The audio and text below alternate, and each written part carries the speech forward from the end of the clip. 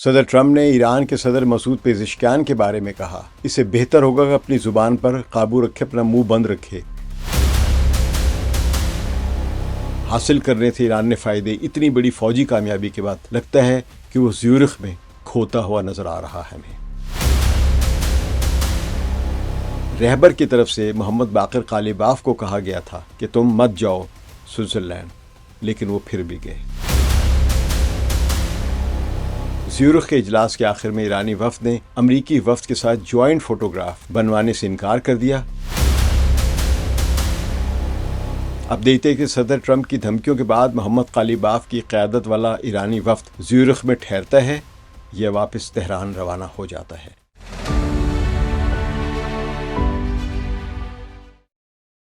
ثقلین امام کا سلام قبول کیجیے۔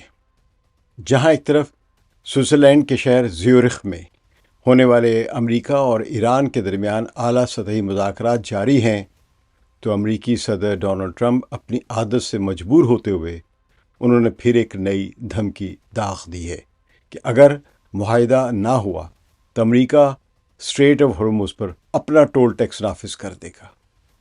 اب تک ایران کے ٹول ٹیکس پر شدید اعتراض ہو رہا تھا، لیکن اب صدر ٹرمپ یہی ٹول ٹیکس لگانے کی بات کر رہے ہیں۔ اب یہ صرف اتنی ہی دھمکی نہیں تھی، صدر ٹرمپ نے ایران کے وفد کو براہ راست دھمکی دی، اگر تم آبِ ہرمز کو بند کرو گے تو تمہارا کوئی ملک ہی باقی نہیں رہے گا۔ تم اپنے اس گھناؤنے ملک کو، لفظ انہوں نے ایف کا استعمال کیا، کہ اپنے ایف ملک کو واپس بھی نہیں جا پاؤ گے۔ صدر ٹرمپ نے ایران کے صدر مسعود پزشکیان کے بارے میں کہا، اسے بہتر ہوگا کہ اپنی زبان پر قابو رکھے، اپنا منہ بند رکھے، ورنہ ہم باقی ملک پر بھی قبضہ کر لیں گے۔ صدر ٹرمپ نے ٹروتھ سوشل میڈیا پر ایک بار پھر ایران کو دھمکی دی کہ ایران کو لازمی طور پر لبنان میں اپنے تنخواہ یافتہ پراکسیوں کو فوری طور پر فسادات پھیلانے سے روکنا چاہیے۔ اگر انہوں نے ایسا نہ کیا تو ہم یعنی امریکہ ایران پر پھر سے بہت سخت حملہ کرے گا، بالکل ویسے ہی جیسے پچھلے ہفتے کیا تھا، اور اس بار اس سے بھی زیادہ سخت حملہ ہوگا۔ تو صدر ٹرمپ کی ان دھمکیوں کے باوجود اگر ایرانی وفد مذاکرات جاری رکھتا ہے تو یہ ایران کے لیے بہت ہی ذلت آمیز بات سمجھی جائے گی۔ ایران کے عوام پہلے ہی ان مذاکرات کے خلاف ہے، اور صدر ٹرمپ کی ان دھمکیوں کے بعد تو حالات پھر سے بھڑک اٹھ سکتے ہیں۔ ویسے یہ کس قسم کے مذاکرات ہیں؟ ایران نے سوئٹزرلینڈ میں وفد کیوں بھیجا؟ ایران میں بڑی یہ بحث ہو رہی ہے۔ امریکی صدر اپنے ہی دستخط شدہ MOU کی دھجیاں بکھیر رہا ہے اور ابھی تک جنگ کی دھمکیاں دے رہا ہے۔ کیا ایرانی وفد کو قوم کی عزت نفس کا کوئی خیال نہیں ہے؟ ایرانی وفد کو رتی بھر بھی احساس باقی نہیں رہا ان میں۔ MOU کا پیراگراف نمبر 1 کہتا ہے، ایک دوسرے کے خلاف طاقت کے استعمال یا دھمکی سے باز رہیں گے یہ دونوں۔ یہ MOU میں لکھا ہوا ہے، لیکن صدر ٹرمپ تو ملک تباہ کرنے کی دھمکی دے رہا ہے MOU پر دستخط کرنے کے بعد۔ البتہ زیورخ میں JD وینس نے اجلاس کے بعد کہا کہ امریکہ سفارتکاری کے ذریعے مشرق وسطی کو بدلنا چاہتا ہے۔ بہرحال زیورخ میں ملاقات کو اگر ایک عام سیاسی ملاقات سمجھا جائے تو اس کی اصل اہمیت پوری طرح واضح نہیں ہوتی ہے۔ دراصل یہ بات چیت 17 جون کو ہونے والے اس تاریخی میمورنڈم آف انڈرسٹینڈنگ یعنی مفاہمت کی یادداشت کے بعد ہونے والا پہلا بڑا عملی مرحلہ ہے۔ اس میمورنڈم آف انڈرسٹینڈنگ یا MOU پر خود امریکی صدر ڈونلڈ ٹرمپ اور ایرانی صدر مسعود پزشکیان نے 17 جون کو ڈیجیٹل دستخط کیے تھے، کیونکہ کوئی بھی ایرانی رہنما اپنے عوامی غیظ و غضب کے خوف کی وجہ سے یہ افورڈ نہیں کر سکتا کہ وہ امریکہ کے صدر سے مصافحہ کرتا ہوا نظر آئے۔ اس MOU کے معاہدے کو ایک ایسا ہی سیاسی فریم ورک سمجھا جا رہا ہے جس کے تحت دونوں ملکوں نے 60 دن کے اندر ایک مکمل اور ایک حتمی معاہدے تک پہنچنے کی کوشش پر اتفاق کیا تھا۔ اس فریم ورک کی بنیاد پر زیورخ کی ملاقات جو ایک نئے مرحلے کی ابتدا کہا جا سکتا ہے، جس میں محض اصولی باتیں نہیں بلکہ عملی اور تکنیکی معاملات پر پیش رفت کی کوشش کی جا رہی ہے۔ زیورخ کے مذاکرات میں امریکی وفد کی قیادت امریکہ کے نائب صدر JD وینس کر رہے ہیں، جبکہ ایرانی وفد کی قیادت ایرانی پارلیمنٹ کے اسپیکر محمد باقر قالیباف کے ہاتھ میں ہے۔ یہ دونوں شخصیات پہلے سے ہی اس عمل کا حصہ رہی ہیں اور ابتدائی فریم ورک بنانے میں بھی ان کا کردار اہم سمجھا جاتا ہے۔ باقر قالیباف پر ایران میں صرف عوامی سطح پر ہی تنقید نہیں ہو رہی ہے، بلکہ چند دیگر سینے دانشوروں نے بھی ان پر مذاکرات میں جلد بازی دکھانے پر تنقید ہو رہی ہے کہ کیوں اتنی جلدی سے مذاکرات پہ جانا چاہ رہے ہو۔ ایرانی وفد کے علاوہ پاکستان کی طرف سے ایک اہم سفارتی اور اسٹریٹجک کردار ادا کیا گیا ہے، جس کے وفد جو ہے پاکستان کے سربراہ فیلڈ مارشل عاصم منیر اور وزیر اعظم شہباز شریف کر رہے ہیں۔ پاکستان کو اس پورے عمل میں ایک ایسے ملک کے طور پر دیکھا جا رہا ہے جو امریکہ اور ایران دونوں کے ساتھ بیک وقت رابطے میں رہ کر اعتماد سازی کا کام کر سکتا ہے، لیکن پاکستان کا یہ سارا کردار عاصم منیر کے ارد گرد گھوم رہا ہے، کیونکہ وہ صدر ٹرمپ کی ایک نہایت پسندیدہ شخصیت ہے۔ اس ملاقات کی ایک اور خاص بات یہ تھی کہ قطر کے وزیر اعظم محمد بن عبد الرحمن الثانی بھی زیورخ میں موجود ہیں، اور انہوں نے اس پورے عمل میں ایک سہولت کار کے طور پر کردار ادا کیا ہے۔ قطر کی سفارتی تاریخ کو دیکھا جائے تو یہ ملک ایسے حساس مذاکرات میں غیر معمولی کردار ادا کرتا آیا ہے جہاں براہ راست بات چیت مشکل ہو جاتی ہے، یا جہاں اضافی اعتماد سازی کی ضرورت ہوتی ہے، یعنی جن کو ہم پارلیز کہتے ہیں، یعنی دو دشمنوں یا معاندانہ کرداروں کے درمیان جو بات چیت کی کوششیں ہیں، سہولت کاری، اس میں قطر کو کافی تجربہ حاصل ہے۔ اس لیے اس بار بھی قطر کے وزیر اعظم کی موجودگی کو محض رسمی نہ سمجھا جائے، بلکہ ایک عملی اور ایک اہم حصہ سمجھا جائے مذاکرات کا۔ سوئٹزرلینڈ میں ایران اور امریکہ کے درمیان جاری تکنیکی مذاکرات کے دوران امریکی نائب صدر جے ڈی وینس نے کہا کہ صدر ٹرمپ نے انتظامیہ کو مختلف مسائل کے لیے سفارتی حل تلاش کرنے کا اختیار دیا ہے، اور ٹرمپ پورے علاقے میں مکمل جنگ بندی کے حصول کے لیے پرعزم ہے۔ جے ڈی وینس نے تسلیم کیا کہ اس قسم کی جنگ بندیاں یعنی سیز فائر جو ہیں وہ ہمیشہ کچھ پیچیدہ یا کمپلیکیٹڈ ہوتی ہیں، تاہم انہوں نے نوٹ کیا کہ یہ لبنان میں جنگ بندی کو برقرار رکھنے کے حوالے سے گزشتہ چند دنوں میں نمایاں پیش رفت ہوئی ہے۔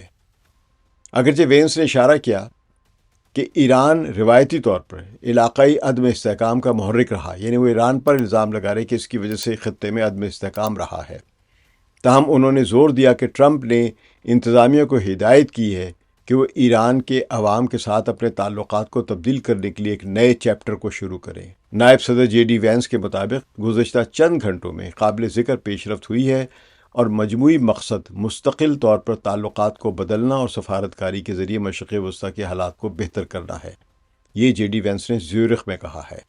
لیکن امریکہ میں ڈونلڈ ٹرمپ نے ایران کو پھر تباہ کر دینے کی بات کی ہے، اور وفد کو دھمکی دی ہے کہ اگر تم نے معاہدہ نہ کیا تو اپنے ملک واپس بھی نہیں جا سکو گے۔ تو یہ سمجھنا ضروری ہے کہ زیورخ کی ملاقات کسی نئے تنازع یا نئی کوشش کا آغاز نہیں تھی، بلکہ یہ ایک پہلے سے طے شدہ عمل کا تسلسل ہے جو مفاہمتی یادداشت یعنی MOU کے ذریعے شروع کیا گیا ہے۔ اس یادداشت میں دونوں ملکوں نے اس بات پر اتفاق کیا ہے کہ فوری کشیدگی کو روکا جائے، براہ راست جنگی ماحول کو کم کیا جائے، اور ایک محدود مگر واضح مدت میں مذاکرات کے ذریعے جامع حل تلاش کیا جائے۔ اس لیے زیورخ کی ملاقات کا مقصد یہ طے کرنا نہیں کہ بات چیت ہونی چاہیے یا نہیں، بلکہ یہ ہے کہ اب اس معاہدے کو عملی شکل کیسے دی جائے گی۔ لگ یہ رہا کہ ڈونلڈ ٹرمپ کی دھمکی کے تحت یہ معاہدہ جلد از جلد طے پا جائے گا۔ دیکھتے ہیں۔ اصولاً یہ ملاقات 19 جون کو ہونا تھی، لیکن اسرائیل کی جنوبی لبنان میں مسلسل بمباری کی وجہ سے یہ مؤخر ہو گئی تھی۔ اس لیے جنوبی لبنان میں جب کے خلاف اسرائیلی بمباری زیورخ کے مذاکرات کا ایک اہم موضوع رہا ہے، تو اب یہ لگ رہا ہے کہ جنوبی لبنان میں اسرائیلی بمباری فی الحال رکی ہوئی ہے۔ کس وقت ہو سکتی کچھ پتہ نہیں، کیونکہ اسرائیل کے وزیر دفاع نے پھر کہا ہے کہ اسرائیلی فوج کو پورا حق ہے کہ وہ اپنا دفاع کرے اس جگہ پر جہاں پہ وہ جنوبی لبنان کے حصے میں قابض بیٹھی ہوئی ہے۔ تو ایک قابض فوج کے خلاف مزاحمت تو ہوگی، اور اس مزاحمت کو پھر اسرائیل ایک بہانہ بنائے گا کہ اس پر حملہ ہوا ہے۔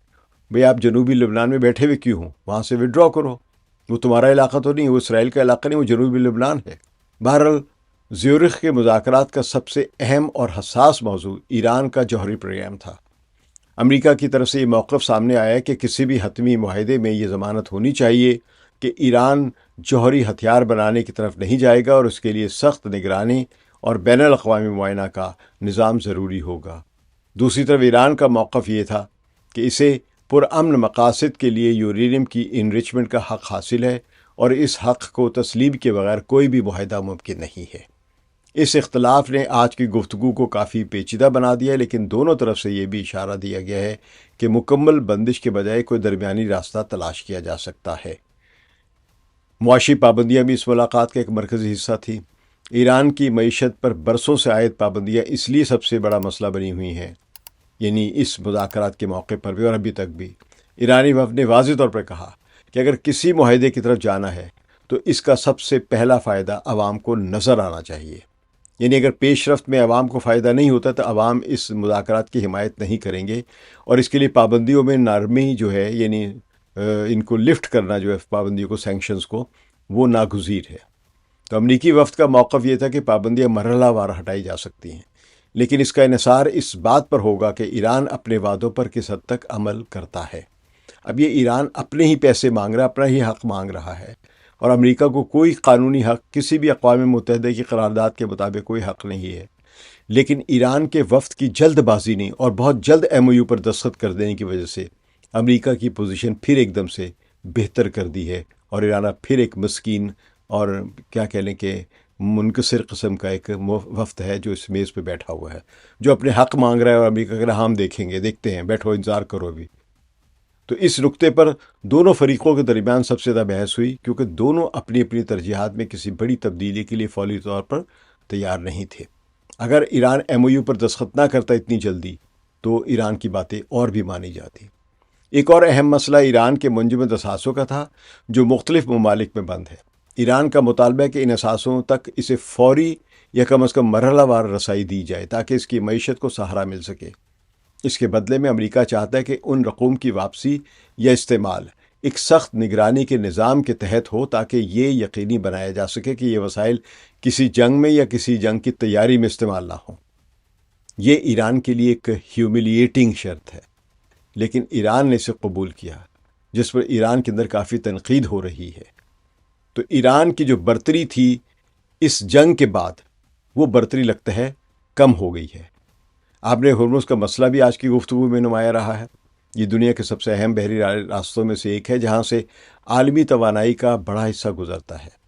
کسی بھی قسم کی کشیدگی یا بندش عالمی معیشت کے لیے خطرہ بن سکتی ہے۔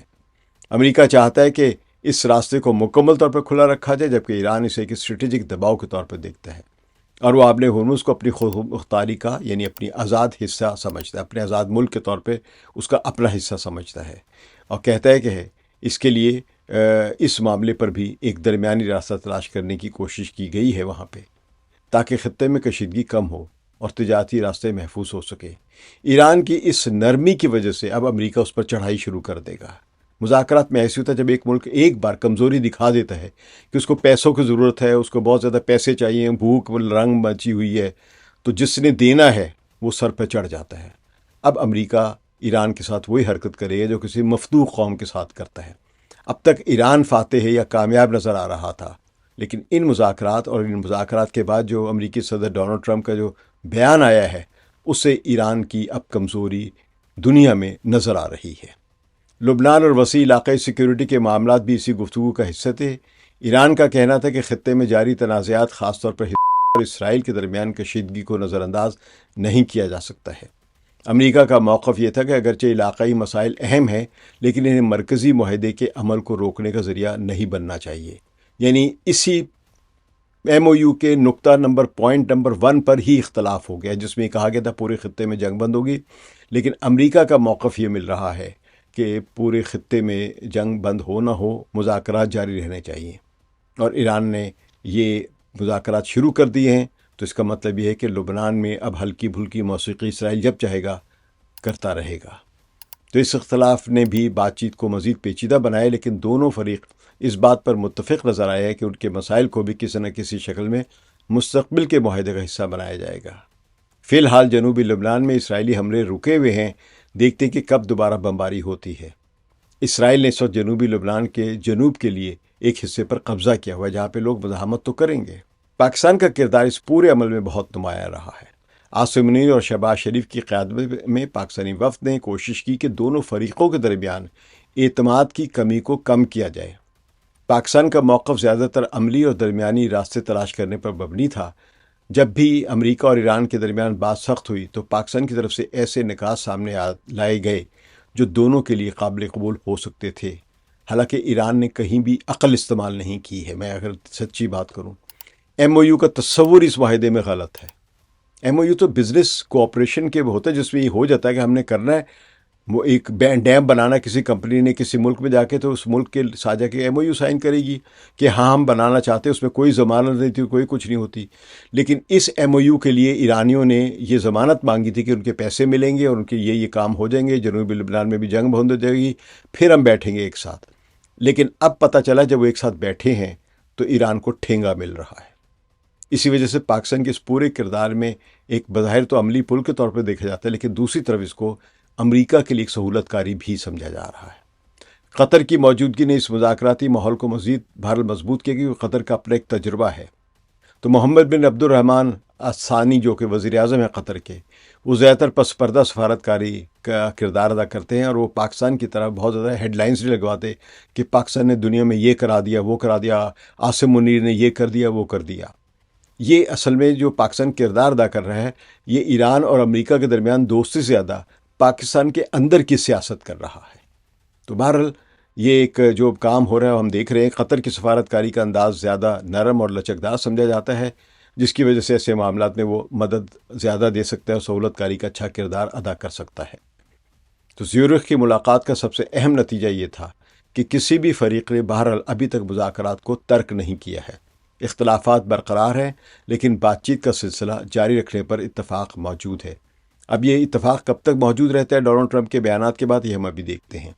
تو یہ بات بھی اہم ہے کہ فریقین نے اس مفاہمتی یادداشت یعنی ایم او یو کو ابھی تک تسلیم کیا ہوا ہے، جس پر دونوں صدور نے یعنی امریکہ اور ایران کے صدور نے دستخط کیے تھے، اور جس کی تحت یعنی اسی ایم او یو کے تحت 60 دن کی مدت مقرر کی گئی تھی۔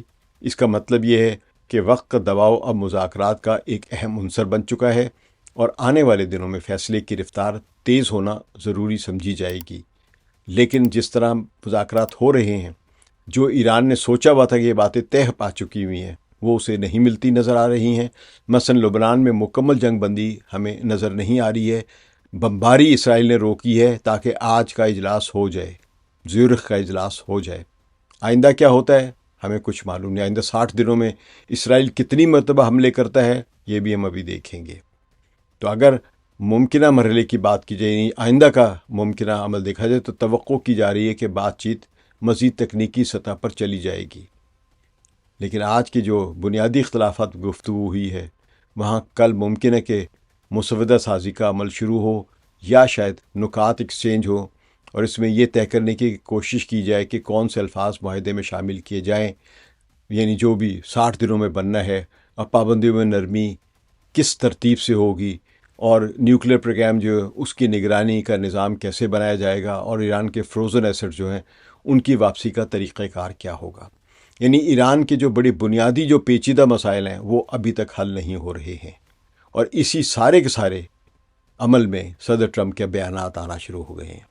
تو یہ پورا عمل ایک نہایت نازک مرحلے میں داخل ہو چکا ہے، جہاں معمولی سی غلط فہمی بھی اور صدر ٹرمپ کے اس بیان کے بعد ایک بڑا بحران جو ہے، بڑا خوفناک قسم کا کرائسس جس کو ہم کہیں گے، وہ پیدا ہو سکتا ہے، اور معمولی سی پیش رفت بھی یا تو تاریخ کا رخ بدل دے گی، یا یہ ملاقات جو زیورخ میں ہوئی ہے یہ واضح کر دے گی کہ شاید ہم آگے بڑھیں گے۔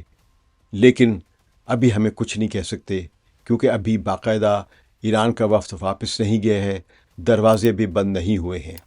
امریکہ، ایران، پاکستان اور قطر چاروں فریق جو ہیں اس بات چیت میں کوشش کر رہے ہیں کہ آنے والے 60 دنوں میں کوئی ایسا حل نکل آئے جو نہ صرف خطے میں امن قائم کرے بلکہ عالمی معیشت اور سیاست پر بھی مثبت اثر ڈالے۔ تو بھارت صدر ٹرمپ کے بیان آنے کے بعد اب دیکھتے ہیں، اور خاص طور پہ جو جے ڈی وینس کی موجودگی میں جو امریکہ کا وفد ہے وہ ایران کو کیا دینے کے لیے تیار ہے۔ اب تو ایران مانگنے والا ہی ملک نظر آئے گا ہمیں، اس کے پاس صرف ایک ہی ٹرمپ کارڈ ہے، اور وہ ہے آبِ ہرمز کو کنٹرول کرنا۔ اور اگر آبِ ہرمز کو اگر وہ ایک ہفتہ اور بند رکھتا ہے ایران، تو ایران کی ساری باتیں امریکہ مان لیتا۔ لیکن اب آبِ ہرمز کے کھلنے کے بعد دوبارہ بند کر دینا ایران کے لیے زیادہ فائدہ مند نہیں ہے۔ بہرحال ابھی دیکھتے ہیں کہ آنے والے دنوں میں کیا طے ہوگا، لیکن ایک بات بہت ہی عجیب ہے کہ ایران اس موضوع پر بات ہی نہیں کر رہا کہ صدر ٹرمپ کس طرح کسی بھی ممکنہ فائدے کو کانگریس سے منظور کیسے کرائیں گے۔ ایران پر کئی پابندیاں امریکی قانون کے تحت نافذ کی گئی ہیں۔ ان کے لیے نئی قانون سازی کی ضرورت ہوگی، اور کانگریس پر اسرائیلی لابی کا غلبہ ہے۔ وہاں ایران کے حق میں قانون سازی کون کرے گا؟ ان حالات میں نظر یہ آ رہا ہے کہ ایران، جس نے امریکی فوج کو خطے میں ذلیل کیا، یعنی ایک لحاظ سے امریکی فوج سارے اہداف حاصل کرنے میں ناکام رہی، اور ایران نے آبِ ہرمز پہ قبضہ کر کے پوری امریکہ کی تمام سازشوں کو ناکام بنا دیا، اور ان کی فوج کسی بھی جگہ زمین پہ اتر ہی نہیں پائی۔ یعنی اتنی بڑی شکست تھی یہ امریکہ کے ایک لحاظ سے دیکھا جائے تو۔ سب اپنے یعنی جو اس نے حاصل کرنے تھے ایران نے فائدے، اتنی بڑی فوجی کامیابی کے بعد لگتا ہے کہ وہ زیورخ میں کھوتا ہوا نظر آ رہا ہے ہمیں۔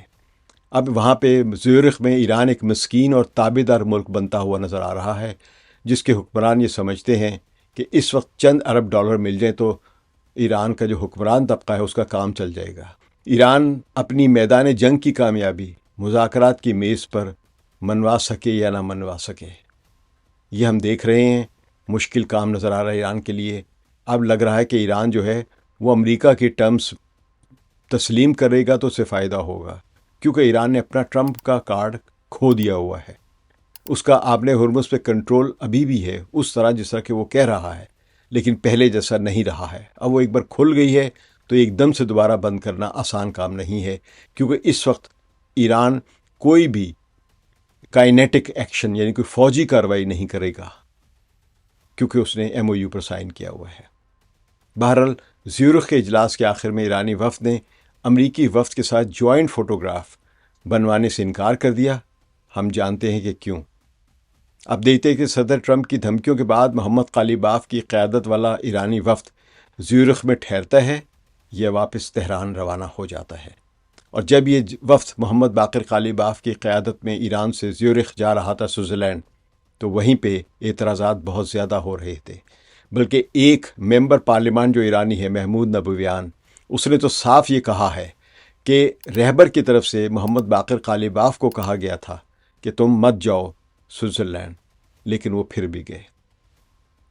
اب ایران کی عزت اس کے اپنے ہاتھ میں ہے۔